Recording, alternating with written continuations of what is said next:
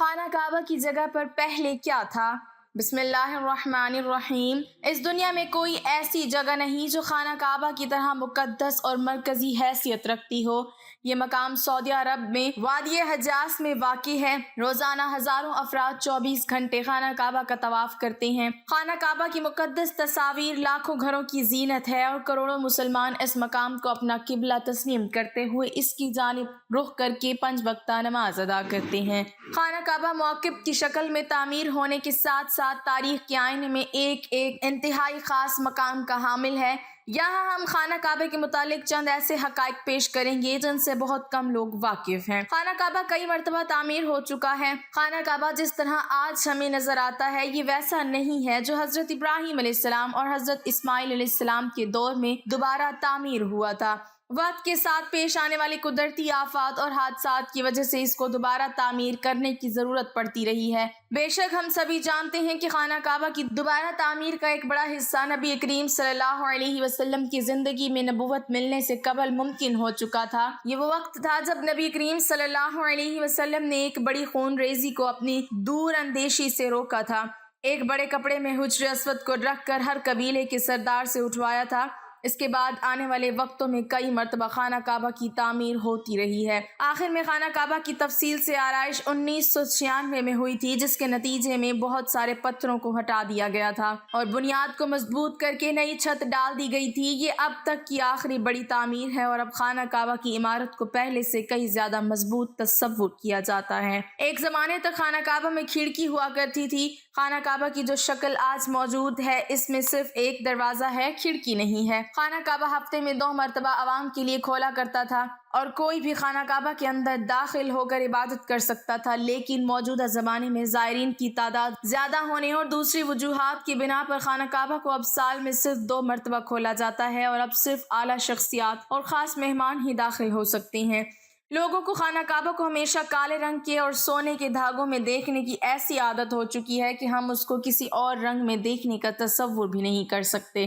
یہ روایت عباسد جن کے گھر کا رنگ کالا تھا کے دور سے چلی آ رہی ہے، لیکن اس سے قبل خانہ کعبہ مختلف رنگ کے غلاف سے ڈھکا رہتا تھا۔ اس میں ہرا، لال اور سفید رنگ شامل ہے، لیکن کیا آپ نے کبھی اس بات پر غور کیا ہے کہ حجر اسود چاندی کے سانچے میں کیوں کھڑا رہتا ہے؟ کچھ لوگوں کا خیال ہے کہ حجر اسود حجاج بن یوسف کی فوج کے ہاتھوں مارے گئے پتھر لگنے کے وقت ٹوٹ گیا تھا، لیکن اس نے حضرت عبداللہ بن زبیر رضی اللہ تعالی عنہ پر لشکر کشی کی تھی۔ کچھ سرائے کے مطابق حجر اسود بحرین سے تعلق رکھنے والے اسماعیلی گروپ کے ہاتھوں ٹوٹ گیا تھا اور لوگوں کا خیال تھا کہ حج مبارک ایک توہم پرستی کا عمل ہے اپنی بات کو سچ ثابت کرنے کے لیے، اور لوگوں نے 10,000 حجاج کو مار کر ان کی باقیات کو آب زمزم کے کنویں میں پھینکوا دیا تھا۔ یہ شیطان حجر اسود کو عرب کے مشرق میں لے گئے اور پھر عراق کے شہر کوفہ لے گئے، جہاں اس کے عوض تاوان وصول کیا۔ جب ان کو مجبور کیا گیا تو ان لوگوں نے اسے خلیفہ عباسد کو واپس کر دیا، لیکن جب اسے واپس کیا گیا تو یہ ٹکڑوں میں تھا اور اس کو یکجا کرنے کا صرف ایک طریقہ سمجھ میں آیا تھا کہ اس کو چاندی کے سانچے میں رکھا جائے۔ کچھ تاریخ دانوں کے مطابق اس مقدس پتھر کے کچھ حصے آج بھی کہیں گم ہیں۔ خانہ کعبہ کے بالکل اوپر 7ویں آسمان میں ایک اور خانہ کعبہ بھی موجود ہے جس کو بیت المعمور کہتے ہیں۔ اس کا اشارہ قرآن پاک میں بھی موجود ہے اور نبی پاک صلی اللہ علیہ وسلم نے بھی اس بات کی نشاندہی کی ہے کہ اللہ کے نبی نے معراج کا واقعہ سناتے ہوئے فرمایا، جب مجھے بیت المعمور اللہ کا گھر دکھایا گیا تو میں نے حضرت جبرائیل علیہ السلام سے پوچھا۔ انہوں نے جواب دیا کہ یہ بیت المعمور ہے جہاں 70,000 فرشتے روزانہ اللہ کی عبادت کرتے ہیں، اور جب وہ یہاں سے جاتے ہیں تو واپس نہیں آتے، ہمیشہ نیا دستہ آتا ہے۔ یعنی ایک فرشتے کو صرف اس کے طواف کی ایک بار سعادت ملتی ہے۔ خانہ کعبہ یا بیت اللہ مسجد حرام کے وسط میں واقع اہم اور دنیا کی سب سے مقدس ترین عمارت ہے۔ عرش میں جب اللہ تعالیٰ نے فرشتوں کو حکم دیا کہ انسان حضرت آدم علیہ السلام کو سجدہ کرے، پہلے انہوں نے انکار کیا، مگر شیطان کے بعد سبھی پریشان کہ خداوند کریم کی خوشنودی کیسے حاصل کی جائے۔ تب حکم الہی پر فرشتوں نے عرش کے نیچے 4 ستونوں پر قائم ایک خوبصورت بیت المعمور کے نام سے تعمیر کیا۔ دیا تو اللہ نے فرشتوں کو اس کا طواف کرنے کا حکم دیا۔ اس کا طواف کرنے کے لیے روزانہ 70,000 فرشتے داخل ہوتے ہیں، اور جو ایک بار داخل ہوتا تو نکلنے کے بعد دوبارہ داخل ہونے میں قیامت تک اس کی باری نہیں آئے گی۔ اس کے بعد اللہ تعالیٰ نے فرشتوں کو حکم دیا کہ بیت المعمور کی طرح زمین پر بھی میرا گھر بنائیں جس کا طواف میرے بندے کریں۔ تعمیر میں انہوں نے بیت اللہ شریف کی تعمیر کی جس کا نام الزہرا رکھا گیا۔ فرشتوں نے اس کا حج بھی کیا۔ حضرت آدم علیہ السلام جب زمین پر تشریف لائے تو عرض کیا، خدایا تسبیح و عبادت کرنے کے لیے کوئی عبادت گاہ نہیں۔ جب حضرت جبرائیل آئے اور وہاں پہنچے جہاں زمین بنی ہوئی تھی، یعنی جس جگہ جھاگ پیدا ہوئی جو پھیل کر پوری زمین بن گئی، اللہ تعالیٰ نے بادل کا ٹکڑا بھیجا تاکہ اس کے سائے میں کعبے کی حد مقرر کی جائے۔ تعمیر کے بعد حضرت آدم علیہ السلام اس کا طواف اور عبادت کرتے۔ طوفان نوح علیہ السلام کے بعد یہاں صرف مٹی کا ڈھیر رہ گیا۔ اس کے بعد حضرت ابراہیم علیہ السلام کے ذمے اس کی تعمیر ہوئی۔ ارشاد باری تعالیٰ ہے، اور جب ہم نے ابراہیم کو قبیلے کی جگہ مقرر کر دی اور اس شرط پر کہ میرے ساتھ کسی کو شریک نہ کرنا، میرے گھر کو طواف، رکوع، قیام اور سجدے کے لیے صرف رکھنا، سورہ حج۔ اسی طرح روئے زمین پر پہلی اسلامی مسجد حرام کے نام سے تعمیر ہوئی، جس کی اونچائی 3 اطراف میں 45، 32 اور 37 میٹر بلند تھی۔ عرب اور ایران کے درمیان ملک عراق میں نمرود کی حکومت قائم تھی۔ شہر ببل کے قریب شہرار نامی بستی میں سامی قبیلے کے طارق نامی شخص جن کے گھر میں بت پرستی عام تھی، اس کے گھر میں حضرت ابراہیم علیہ السلام پیدا ہوئے۔ آپ علیہ السلام کی ولادت طوفان نوح کے 1709 سال کے بعد، جبکہ حضرت عیسیٰ علیہ السلام سے 400 سال پہلے ہوئی۔ جب حضرت ابراہیم علیہ السلام کے بیٹے حضرت اسماعیل علیہ السلام فلسطین میں پیدا ہوئے تو آپ علیہ السلام حکم ربی سے اپنی بیوی حضرت ہاجرہ علیہ السلام کو لے کر اس جگہ پہنچے جہاں خانہ کعبہ کے کھنڈرات تھے۔ وہیں چھوٹی سی جھونپڑی بنا کر انہیں ٹھہرایا اور دعا مانگی۔ حضرت ابراہیم علیہ السلام واپس چلے گئے۔ جب دوسری کے بعد تیسری مرتبہ حضرت ابراہیم علیہ السلام یہاں آئے تب حضرت ہاجرہ علیہ السلام کا وصال، جبکہ حضرت اسماعیل علیہ السلام کی عمر 20 سال ہو چکی تھی۔ جب حضرت ابراہیم علیہ السلام فلسطین واپس آئے تو حضرت اسماعیل علیہ السلام زمزم کے پاس درخت کے نیچے بیٹھے تیر بنا رہے تھے۔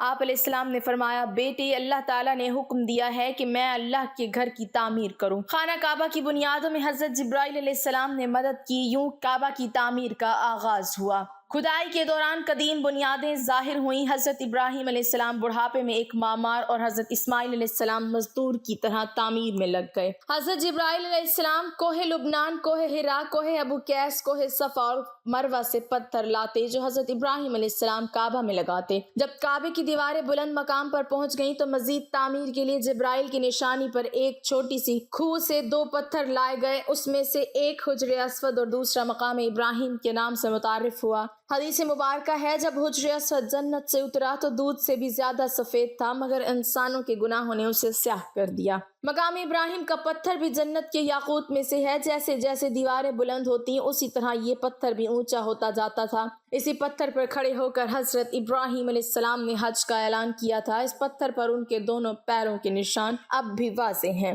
یہ بیت اللہ بغیر چھت کے مستطیل نما، جس کے 2 دروازے جو زمین کے برابر تھے، جن سے ہر خاص و عام کو گزرنے کی اجازت تھی۔ خانہ خدا کا یہ انداز صدیوں رہا۔ قریش نے بیت اللہ کے شمال کی طرف 3 ہاتھ چھوڑ کر مکعب نما یعنی کاوی بنایا اور چھت ڈال دی۔ مغربی دروازہ بند جبکہ مشرقی دروازے کو بلند کر دیا۔ حجر اسود کو دوبارہ رکھنے کا مشہور واقعہ بھی اسی دور کا ہے۔ مؤذن اسلام حضرت بلال حبشی رضی اللہ تعالی عنہ کو خانہ کعبہ کی چھت پر سب سے پہلے اذان دینے کا شرف حاصل ہوا۔ خانہ کعبہ کے 3 ستون، 2 چھتیں اور 1 دروازہ ہے۔ کعبے کے اندر رکن عراق کے ساتھ باب توبہ ہے۔ اندر ایلومینیم کی 50 سیڑھیاں ہیں جو چھت تک جاتی ہیں۔ چھت پر 1.25 میٹر شیشے کا ایک حصہ ہے جو قدرتی روشنی اندر پہنچاتا ہے۔ کعبے کے اندر سنگ مرمر سے تعمیر اور قیمتی ہیرے لٹکے ہوئے ہیں۔ قدیم روایات کے مطابق ایک صندوق بھی ہے۔ کعبے کی موجودہ عمارت 1996 میں تعمیر کی گئی، جبکہ توسیع کا عمل بھی جاری رہتا ہے۔ عمارت 14 میٹر اونچی، دیواریں 1 میٹر سے زیادہ چوڑی ہے۔ اس کے شمال کی جانب نصف دائرے میں جو جگہ ہے اسے حتیم کہتے ہیں۔ اسی دیوار کے باہر طواف کیا جاتا ہے۔ کعبہ سے 13.25 میٹر مشرق میں مقام ابراہیم ہے۔ 1967 سے پہلے اس جگہ کمرہ تھا جو اب سونے کی جالی میں بند ہے۔ اس مقام کو مصلی کا درجہ حاصل ہے۔ امام کعبہ اس کی طرف سے کعبے کی جانب رخ کر کے نماز پڑھتے ہیں۔ حجر اسود کعبے کے جنوب مشرق میں تقریباً 2.5 فٹ قطر کے چاندی میں چڑھے مختلف شکلوں کے چھوٹے چھوٹے 8 سیاہ پتھر ہیں۔ کعبہ شریف کا طواف حجر اسود سے ہی شروع ہوتا ہے۔ مسجد حرام کے جنوب مشرق میں 21 میٹر فاصلے پر آب زمزم کا کنواں ہے جو 4000 سال قبل معجزے کی صورت میں کعبہ کے بے آب ریگستانی علاقے میں جاری ہوا۔ یہ سوکھ گیا تھا جسے آپ صلی اللہ علیہ وسلم کے دادا عبد المطلب نے خدا کے حکم سے دوبارہ کھدوایا۔ 1953 تک تمام کنواں سے پانی ڈھول کے ذریعے نکالا جاتا تھا۔ کعبے کے دروازے کو باب کعبہ کہتے ہیں جو زمین سے 2.3 میٹر بلند ہے۔ خانہ کعبہ کے جنوب مغرب کونے کا نام رکن یمانی ہے۔ آپ صلی اللہ علیہ وسلم کے مطابق یہ رکن اور حجر اسود دونوں جنت کے دروازے ہیں۔ غلاف کعبہ کی ابتدا بنی اسرائیل نے کی تھی۔ وہ ہمیشہ سیاہ رنگ کے ریشم سے تیار اور سال میں 1 مرتبہ تبدیل کیا جاتا ہے۔ سعودی حکومت نے اس کی تیاری کے لیے الگ کارخانہ قائم کر رکھا ہے۔ باب کعبہ اور حجر اسود کے درمیان دیوار کا حصہ ملتزم کہلاتا ہے۔ یہ بیت اللہ کے وہ مقام جہاں دعائیں قبول ہوتی ہیں۔ ملتزم کو بہت اہمیت حاصل ہے۔ لوگ اس سے لپٹ لپٹ کر دعائیں مانگتے ہیں۔ کعبے کی چھت پر لگے پرنالے کو میزاب رحمت کہتے ہیں۔ یہ پرنالہ سونے کا بنا ہوا ہے۔ حضرت آدم علیہ السلام، حضرت حوا علیہ السلام اور حضرت جبرائیل علیہ السلام کے بعد حضرت شیس علیہ السلام نے خانہ کعبہ کی تعمیر کی جو طوفان نوح تک قائم رہی۔ پھر حضرت ابراہیم علیہ السلام کے بعد بنو برہیم نے تعمیر کی۔ اس وقت شدید بارشوں کی وجہ سے اس کی دیواریں بوسیدہ ہو گئی تھی۔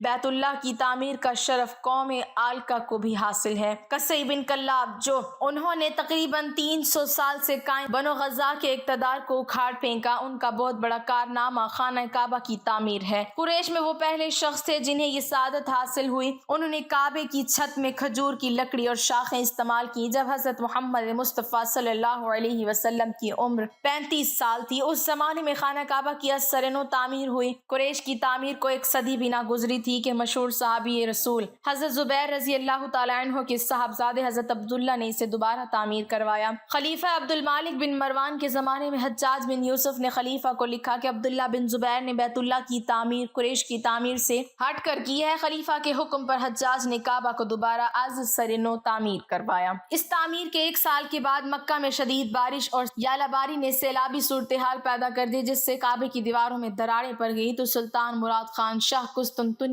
کے حکم پر جمادی الاول 1040 ہجری کو تعمیر کا آغاز ہوا جو 6 ماہ تک جاری رہا۔ سوائے حجر اسود کے تمام عمارات دوبارہ تعمیر ہوئی۔ اندر سنگ مرمر کا فرش، انتہائی نفیس مخملی چھت، گری لگائی، نفیس سیاہ ریشم پردہ جس پر کلمہ طیبہ اور نیچے سلطان کا نام تھا۔ آخر میں سعودی فرما رواں شاہ فہد نے خانہ کعبہ کی تعمیر شروع کروائی۔ اس کے ساتھ مسجد الحرام کی تاریخ توسیع کا منصوبہ شامل ہوا۔ اس منصوبے سے کعبے کے شمال مشرقی اور شمال مغربی حصے میں 4 لاکھ مربع میٹر سے زائد جگہ کا اضافہ ہوا۔ ابھی تک مزید توسیع کا کام جاری ہے جہاں اس وقت دنیا بھر سے لاکھوں افراد حج مبارکہ کی سعادت حاصل کر رہے ہیں۔ آج خانہ کعبہ کی اونچائی 15 میٹر ہے تاہم اس کی چوڑائی ہر جانب مختلف پیمائش رکھتی ہے۔ مغربی جانب اس کی چوڑائی 12 میٹر 11 سینٹی میٹر ہے، مشرقی جانب اس کی چوڑائی 12 میٹر اور 84 سینٹی میٹر ہے، جنوبی جانب خانہ کعبہ کی چوڑائی 11 میٹر اور 52 سینٹی میٹر اور شمال کی جانب 11 میٹر اور 20 سینٹی میٹر ہے۔ خانہ کعبہ کی موجودہ شکل بھی وہ نہیں ہے جس شکل میں یہ حضرت ابراہیم علیہ السلام کے ہاتھوں تعمیر ہوا تھا۔ مختلف زمانوں کے دوران بیت اللہ نئے سرے سے تعمیر کیا گیا۔ خانہ کعبہ کے دروازے کو ماضی میں طویل عرصے تک کسی منظم ترتیب کے بغیر کھولا جاتا رہا تاہم شدید بھیڑ کے باعث اس طرح لوگوں کی جانوں کو خطرہ درپیش ہوا، لہٰذا یہ امر اس بات کا متقاضی ہوا کہ اس دروازے کو سال میں صرف 2 مرتبہ کھولے جانے تک محدود کر دیا جائے۔ سینکڑوں کلو گرام ریشم، چاندی اور سنہری دھاگوں سے تیار کیا جانے والا خانہ کعبہ کا غلاف کئی دہائیوں سے ہر سال ذی الحجہ کے اسلامی مہینے میں حج کے موقع پر 9 ذی الحجہ کو تبدیل کیا جاتا رہا ہے۔ ہر سال غلاف کعبہ کی تبدیلی کی تقریب نماز عشاء کے بعد قریب 5 گھنٹے تک جاری رہتی ہے اور اسے پوری دنیا میں لوگ براہ راست دیکھ سکتے ہیں۔ اسلام میں تمام مسلمانوں کے لیے خانہ کعبہ انتہائی مقدس مقام ہے۔ مسلمان ہر سال اسلامی مہینے ذی الحجہ کے 8 تا 12 تاریخ کو کعبہ کا حج ادا کرتے ہیں۔ غلاف کعبہ کی تیاری کے لیے قائم کردہ قصوہ کارخانے میں 200 ماہرین اور منتظمین کام کرتے ہیں۔ ان تمام کا تعلق سعودی عرب سے ہے اور وہ اپنے شعبے کے ماہر اور اعلیٰ تربیت یافتہ غلاف کی یافتہ ہیں۔ غلاف کی تیاری کا کام 8 ماہ میں مکمل ہوتا ہے۔ اب آپ سوچ رہے ہوں گے کہ پرانے غلاف کا کیا کیا جاتا ہے۔ پرانے غلاف کعبہ کو اتار کر اسے چھوٹے چھوٹے ٹکڑوں میں کاٹ لیا جاتا ہے اور سعودی عرب کا دورہ کرنے والے مسلمان ملکوں کے رہنماؤں کو بطور تحفہ یہ ٹکڑے پیش کیے جاتے ہیں۔ کئی نجی ویب سائٹس بھی انتہائی مہنگے داموں اس غلاف کے چھوٹے چھوٹے ٹکڑے فروخت کرتی ہے۔ اللہ پاک ہمیں بھی اپنے گھر بیت اللہ شریف کی زیارت اور حج و عمرہ کی سعادت نصیب فرمائے، آمین۔ ناظرین، کمنٹ باکس میں اللہ تعالیٰ کے 99 ناموں میں سے ایک نام ضرور ٹائپ کریں۔